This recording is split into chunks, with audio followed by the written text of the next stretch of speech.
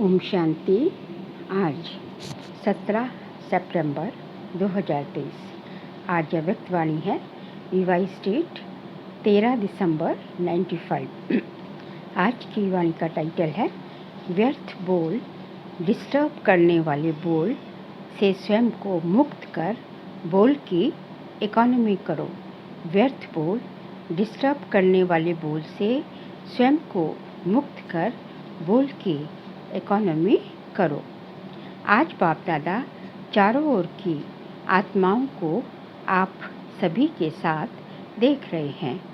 चारों ओर के बच्चे आकार रूप से बाप दादा के सामने हैं।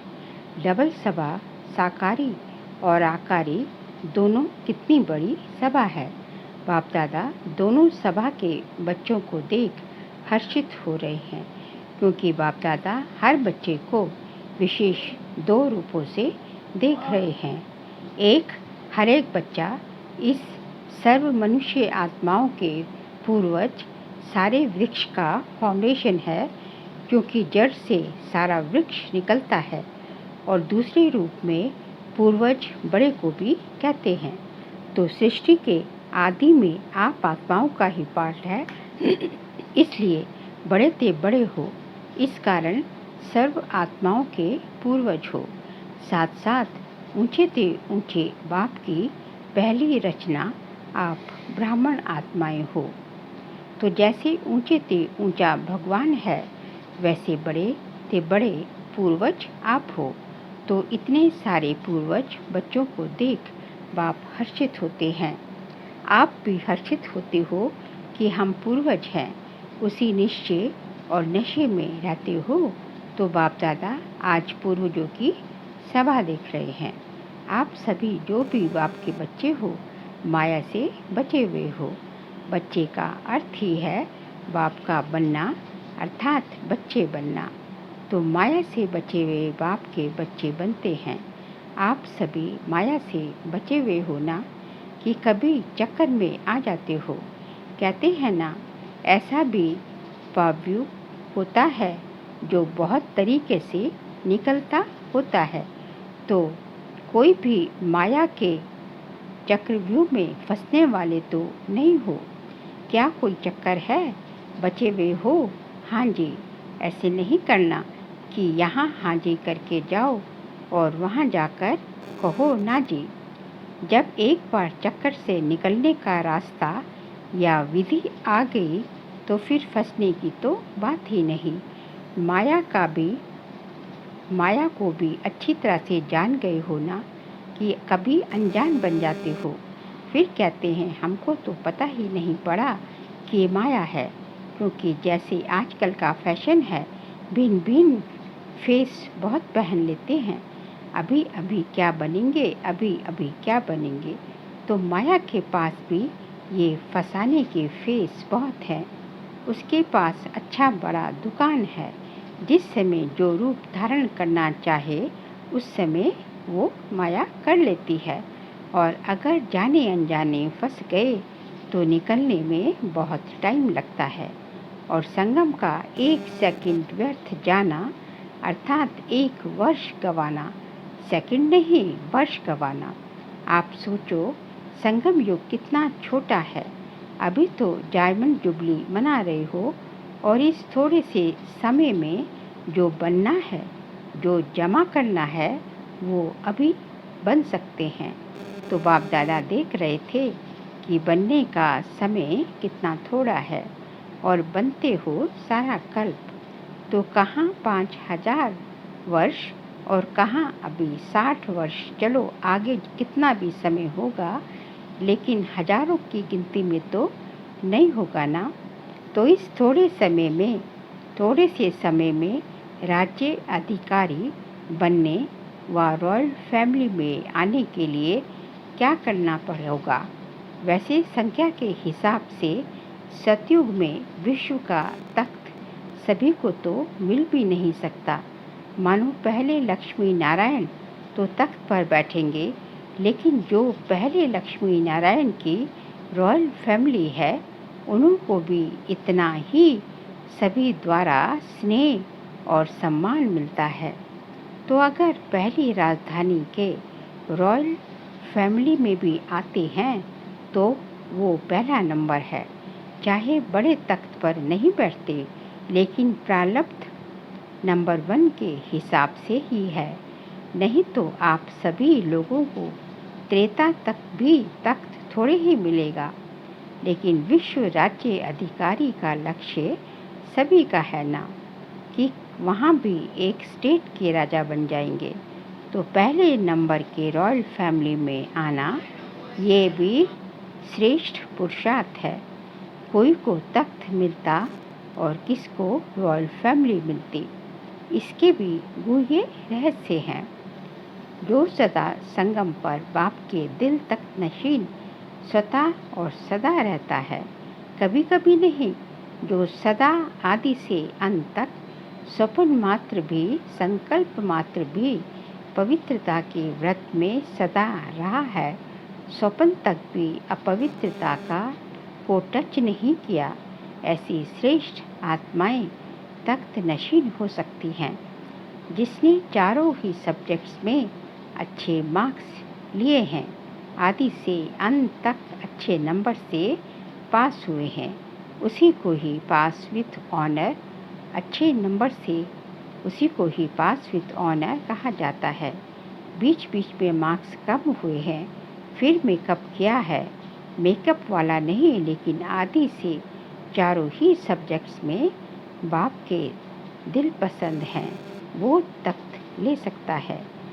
सारा साथ साथ जो ब्राह्मण संसार में सर्व के प्यारे, सर्व के सहयोगी रहे हैं, ब्राह्मण परिवार हर एक दिल से सम्मान करता है, ऐसा सम्मानधारी तख्त नशीन बन सकता है। अगर इन बातों में किसी ना किसी में कमी है तो वो नंबर वार रॉयल फैमिली में आ सकता है।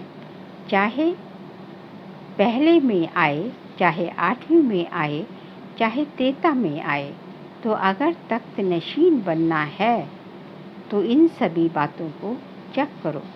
अगर सेवा में 100 मार्क्स जमा हैं और धारणा में 25%, तो क्या होगा? वो अधिकारी बनेगा। कई बच्चे और सब्जेक्ट्स में आगे चले जाते हैं, लेकिन प्रैक्टिकल धारणा में जैसा समय है वैसा अपने को मोल्ड करना ही, उसको ही रियल रोल कहा जाता है। कहाँ कहाँ माया बच्चों से भी होशियार हो जाती है। वो फट से समय प्रमाण स्वरूप धारण कर लेती है। और बच्चे क्या कहते हैं, बाप के पास तो सबकी बातें आती है ना, मानो एक रॉन्ग है और दूसरा राइट है।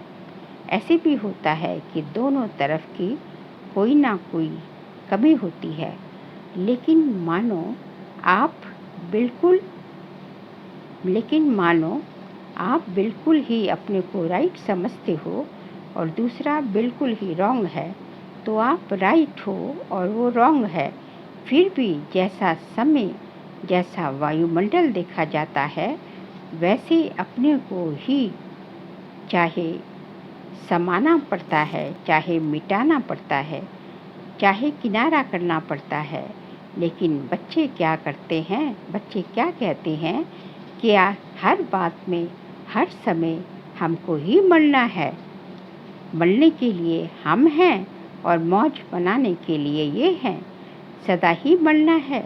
ये मरना तो बहुत मुश्किल है, मरजीवा तो बन गए, वो तो सहज है। ब्रह्म कुमार ब्रह्म कुमारी बन गए, ये भी तो मरजीवा बने ना। ये मरना तो बहुत सहज हो गया, मर गए, ब्रह्म कुमारी बन गए। लेकिन ये बार बार का मरना, ये बहुत मुश्किल है ना। छोटियाँ कहती हैं कि हमको ही ज़्यादा मरना पड़ता है और बड़े कहते हैं कि हमको ही ज़्यादा सुनना पड़ता है। तो आपको सहन करना पड़ता, उन्हों को सुनना पड़ता, तो मरना किसको है? कौन मरे? एक मरे, दोनों मरे, दोनों ही मर गए तो बात खत्म, खेल खत्म। तो मरना आता है या थोड़ा मुश्किल लगता है, थोड़ा सांस हाँफता है, मुश्किल सांस निकलता है, तकलीफ होती है उस समय जब कहते हैं कि क्या हमें ही मरना है, हमें ही बदलना है, क्या मेरी ही जिम्मेवारी है बदलने की, दूसरे की भी तो है ना, आधा आधा बांट लो, तुम इतना मरो मैं इतना मरूं। बाप दादा को तो उस समय रहम भी बहुत आता है, लेकिन ये मरना नहीं है, ये मरना सदा के लिए जीना है। लोग कहते हैं ना कि बिना मरे स्वर्ग नहीं मिलेगा, तो उस मरने से तो स्वर्ग मिलता नहीं, लेकिन इस मरने से स्वर्ग का अधिकार जरूर मिलेगा। इसलिए ये मरना अर्थात स्वर्ग का अधिकारी बनना। डर जाते हो ना, मरना पड़ेगा, सहन करना पड़ेगा, तो छोटी बात बड़ी हो जाती है। आप सोचो कोई भी डाकू या चोर है नहीं, लेकिन आपको डर बैठ गया कि डाकू है, चोर है, तो भय से क्या होता है? भय से या तो हार्ट नीचे ऊपर होगी या ब्लड प्रेशर नीचे ऊपर होगी। डर से होता है ना, तो डर जाते हो। मरना बड़ी बात नहीं है, लेकिन आपका डर बड़ी बात है। आपका डर बड़ी बात मरने को बड़ी बात बना देता है। फिर कहते हैं पता नहीं हमको क्या होता है, पता नहीं, लेकिन जैसे हिम्मत से मर जीवा बनने में भय नहीं किया, खुशी खुशी से किया, ऐसे खुशी खुशी से परिवर्तन करना है। मरना शब्द नहीं है, लेकिन आपने मरना शब्द कह दिया है, इसलिए डर जाते हैं। वास्तव में ये मरना नहीं है, लेकिन अपनी धारणा की सब्जेक्ट में नंबर लेना है। सहन करने में घबराओ मत। क्यों घबराते हो? क्योंकि समझते हो कि झूठी बात में हम सहन क्यों करें। लेकिन सहन करने की आज्ञा किसने दी है? झूठ बोलने वाले ने दी है। कई बच्चे सहन करते भी हैं, लेकिन मजबूरी से सहन करना और मोहब्बत से सहन करना, इसमें अंतर है। बात के कारण सहन नहीं करते हो, लेकिन बाप की आज्ञा है कि सहनशील बनो। तो बाप की आज्ञा मानते हो, तो परमात्मा की आज्ञा मानना, ये तो खुशी की बात है कि मजबूरी की। तो कई बार सहन करते भी हो, लेकिन थोड़ा मिक्स होता है। मोहब्बत भी होती है, मजबूरी भी होती है। सहन कर ही रहे हो, तो क्यों नहीं खुशी से ही करो, मजबूरी से क्यों करो? वो व्यक्ति सामने आता है ना, तो मजबूरी लगती है, और बाप सामने आए कि बाप की आज्ञा पालन कर रहे हैं, तो मोहब्बत लगेगी, मजबूरी नहीं। तो ये शब्द नहीं सोचो। आजकल ये थोड़ा कॉमन हो गया है। मरना पड़ेगा, कब तक मरना पड़ेगा? अंत तक, या 2 साल, 1 साल, 6 मास? फिर तो अच्छा मर जाए, लेकिन कब तक मरना है? लेकिन ये मरना नहीं है, अधिकार पाना है। तो क्या करेंगे? मरेंगे। ये मरना शब्द खत्म कर दो। मरना सोचते हो ना, तो मरने से तो डर लगते हैं।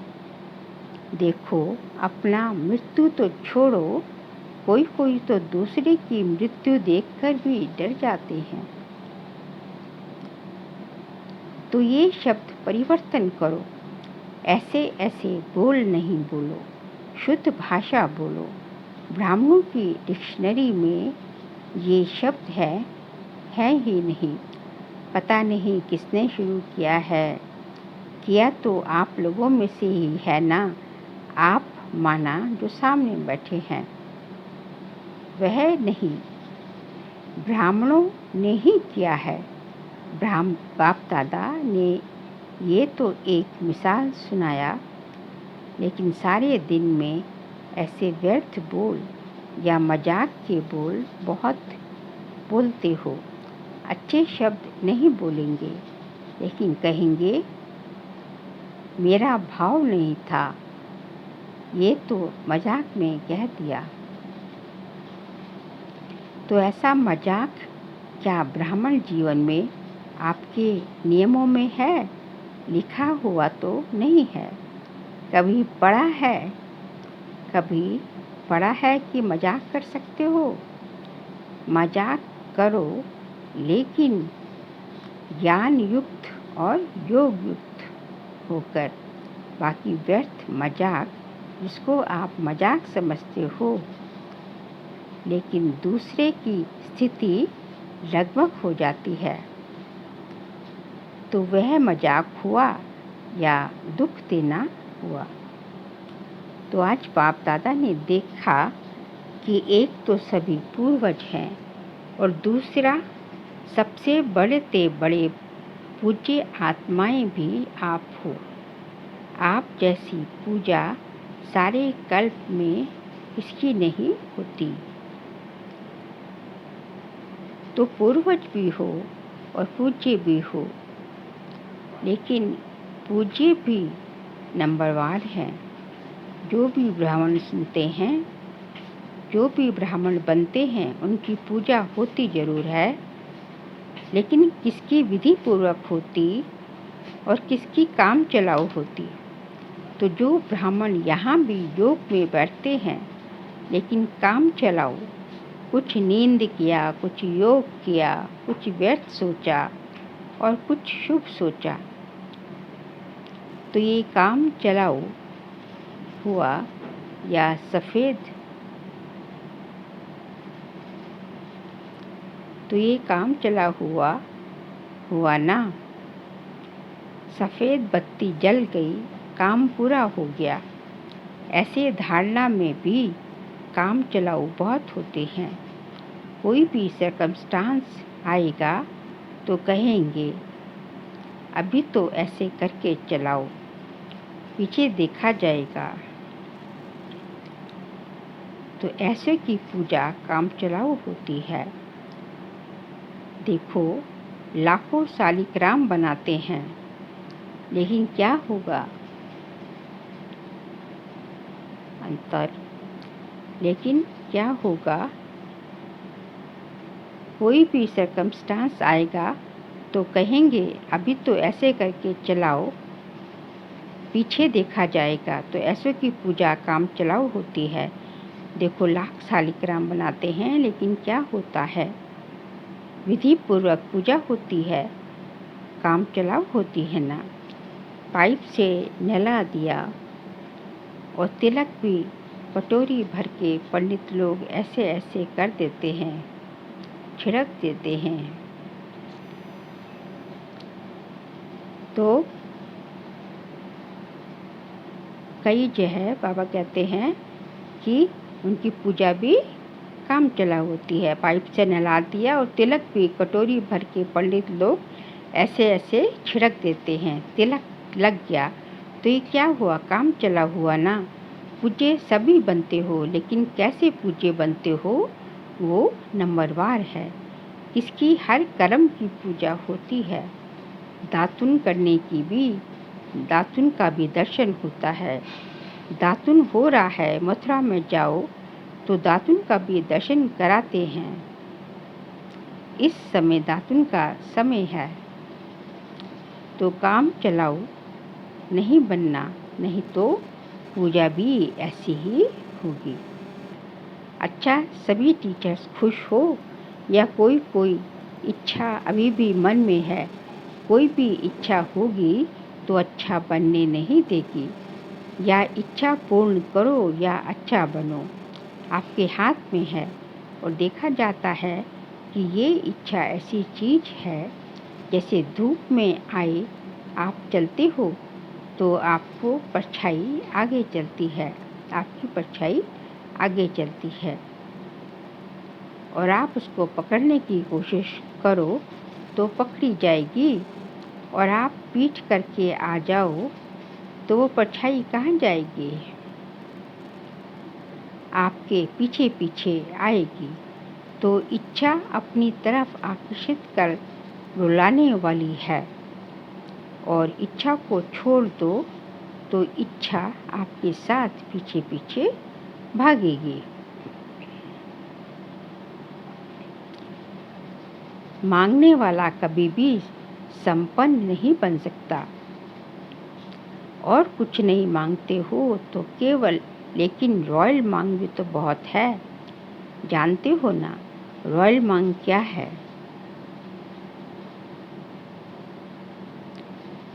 जानते हो ना कि रॉयल मांग क्या है?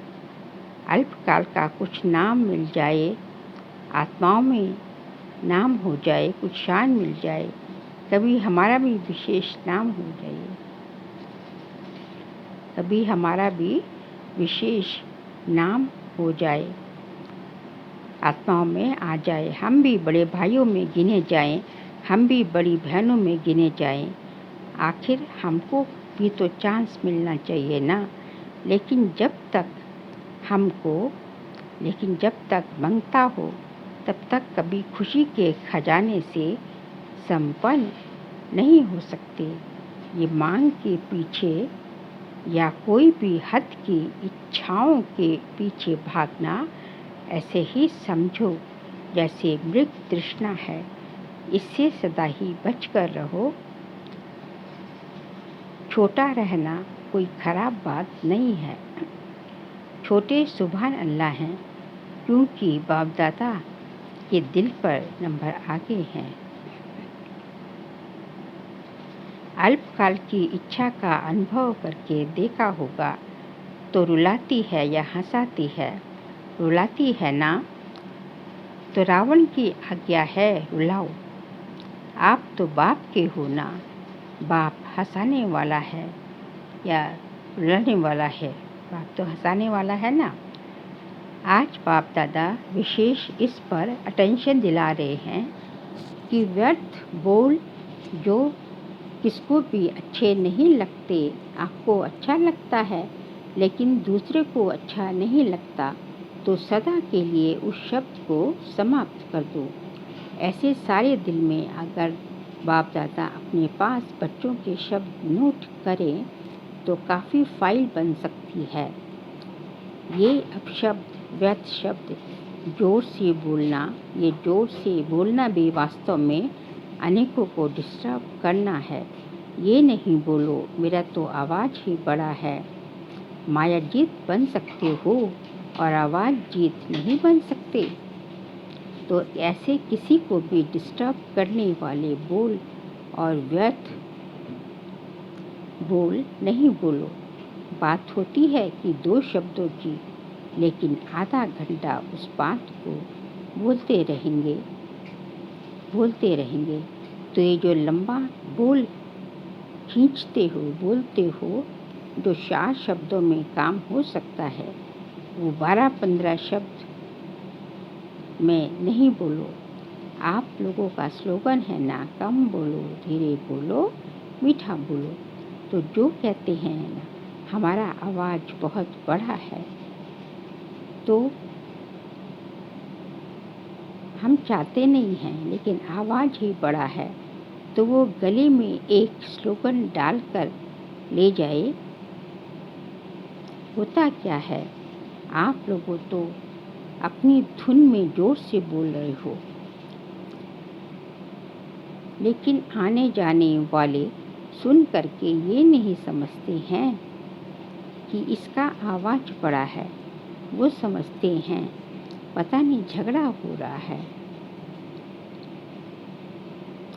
तो ये भी डिससर्विस हुई ना। इसलिए आज का पाठ दे रहे हैं कि व्यर्थ बोल या किसी के, तो आज का पाठ दे रहे हैं कि व्यर्थ बोल या किसी को भी डिस्टर्ब करने वाले बोल से अपने को मुक्त करो। व्यर्थ बोल, मुक्त बोल, फिर देखो अव्यक्त फरिश्ता बनने में आपको बहुत मदद मिलेगी। अव्यक्त फरिश्ता बनने में फिर जो है बहुत मदद मिलेगी। बोल बोल बोल बोलते ही रहते हो। अगर बाप दादा टेप भर कर टेप नहीं करवाएं, अगर बाप दादा टेप भर कर आपको सुनाएं तो आपको भी हंसी आएगी। तो क्या पाठ पक्का किया? बोल की इकोनॉमी करो, अपने बोल की वैल्यू रखो। बोल की इकोनॉमी करो, अपने बोल की वैल्यू रखो। जैसे महात्माओं को कहते हैं ना सत्य वचन महाराज, तो आपके बोल सत्य वचन अर्थात कोई ना कोई प्राप्ति कराने वाले वचन हो। किसको चलते फिरते हंसी में कह देते हो, ये तो पागल है, ये तो बेसमझ है। ऐसे कई शब्द बाप दादा अभी भूल गए हैं। ऐसे कई शब्द बाप दादा अभी जो है बाबा कहते हैं कि ऐसे कई शब्द जो है बाप दादा अभी भूल गए हैं।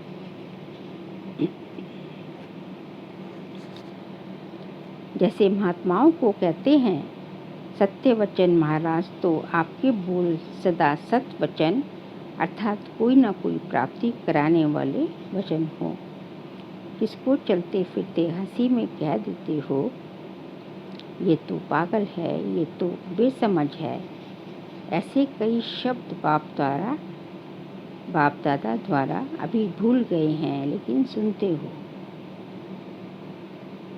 तो ब्राह्मणों के मुख से ऐसे शब्द निकलना, ये मानो आप सत्वचन महाराज बोले किसी को श्राप देते हो। किसको श्रापित नहीं करो, सुख दो। युक्ति युक्त बोल बोलो और काम का बोलो। युक्ति युक्त बोल बोलो और काम का बोलो, व्यर्थ नहीं बोलो। तो जब बोलना शुरू करते हो तो 1 घंटे में चेक करो कि कितने बोल व्यर्थ हुए और कितने सत्वचन हुए। आपको अपने बोल की वैल्यू का पता नहीं, तो बोल की वैल्यू समझो। अपमान अपराध शब्द नहीं बोलो, अपराध अपशब्द नहीं बोलो, शुभ शब्द बोलो।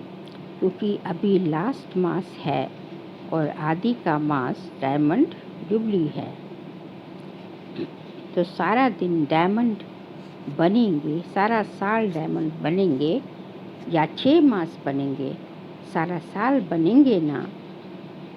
इसलिए बाप दादा डायमंड जुबली के पहले बच्चों को विशेष अटेंशन दिलवा रहे हैं। बाप दादा चारों ओर के दृश्य तो देखते ही रहते हैं, सारा दिन नहीं देखते रहते होंगे, सेकंड में सब देख रहे हैं। तो पाठ पक्का क्या मुक्त बनना है या थोड़ा थोड़ा युक्त और थोड़ा थोड़ा मुक्त।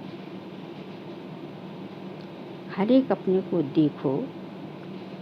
ये नहीं शुरू करना कि बाबा ने वाणी चलाई फिर भी बोल रहा है। दूसरे को नहीं देखना, अपने को देखो। मैंने बाप को श्रीमत को कितना अपनाया है। अभी तो 1-2 को देखते हैं ये क्या कर रहा है, लेकिन जब अधिकार मिलने में वो नीच पद में जाएगा तो उस समय आप साथ देंगे। उस समय क्या देखेंगे? उस समय नहीं देखेंगे। फिर अभी क्या देखते हो? अच्छा, अभी मुक्त बनेंगे ना। सभी को पाठ याद है। कौन सा पाठ? व्यर्थ बोल, मुक्त बोल। भूल तो नहीं गया? अच्छा, चारों ओर के पूर्वज आत्माओं को सदा इस निश्चय और नशे में रहने वाली श्रेष्ठ आत्माओं को सदा बाप के श्रीमत प्रमाण हर कर्म करने वाली कर्मयोगी आत्माओं को सदा दृढ़ संकल्प से बाप के हर कदम पर कदम रखने वाले फॉलो फादर बच्चों को बहुत बहुत प्यार और नमस्ते। हम रूहानी बच्चों की रूहानी बाप दादा को नमस्ते नमस्ते नमस्ते। डबल विदेशियों को भी बाबा जो है बहुत बहुत प्यार दे रहे हैं, नमस्ते दे रहे हैं। आज का बाबा का वरदान है, लौकिक को अलौकिक में परिवर्तन कर घर को मंदिर बनाने वाले आकर्षण मूर्त भव। लौकिक को अलौकिक में परिवर्तन कर घर को आकर्षण मूर्त बनाने वाले, घर को मंदिर बनाने वाले आकर्षण मूर्त भव। प्रवृत्ति में रहते घर के वायुमंडल को ऐसा बनाओ जिसमें कोई भी लौकिकता ना हो। कोई भी आए तो अनुभव करे कि ये अलौकिक है, लौकिक नहीं। ये साधारण घर नहीं लेकिन मंदिर है। ये है पवित्र प्रवृत्ति वालों की सेवा का प्रत्यक्ष स्वरूप। स्थान भी सेवा करे, वायुमंडल भी सेवा करे। जैसे मंदिर का वायुमंडल सबको आकर्षित करता है, ऐसे आपके घर से पवित्रता की खुशबू आए तो वह खुशबू स्वतः चारों ओर फैलेगी और सबको आकर्षित करेगी। स्लोगन है, मन बुद्धि को दृढ़ता से एकाग्र कर कमजोरियों को भस्म कर दो, तब कहेंगे सच्चे योगी। मन बुद्धि को दृढ़ता से एकाग्र कर कमजोरियों को भस्म कर दो, तब कहेंगे सच्चे योगी। बाबा कहते हैं कि सबसे बड़ी शक्ति, एकाग्रता की शक्ति यही है कि मन बुद्धि को जो है एकाग्र करना, एक में टिकाना। जब चाहो, जहाँ चाहो, जितना समय चाहो, वहाँ मन बुद्धि को टिका सको। तो जब मन बुद्धि को तुम इतनी दृढ़ता से एकाग्र कर देंगे तो जो कमजोरियाँ जो है स्वतः ही भस्म होती जाएंगी। जो जहाँ आप चाहोगे वहाँ अपनी मन को ले जा सकते हो, बुद्धि को ले जा सकते हो। यही तो इसी को जो है सच्चा योगी कहा जाएगा। अब एक सूचना है आगे। आज अंतर्राष्ट्रीय योग दिवस, तीसरा रविवार है। साय 6:30 से 7:30 बजे तक सभी भाई बहनें योगाभ्यास में अनुभव करें कि मुझ आत्मा द्वारा पवित्रता की किरणें निकलकर सारे विश्व को पावन बना रही हैं। मैं मास्टर पतित पावनी आत्मा हूँ। अच्छा, ओम शांति।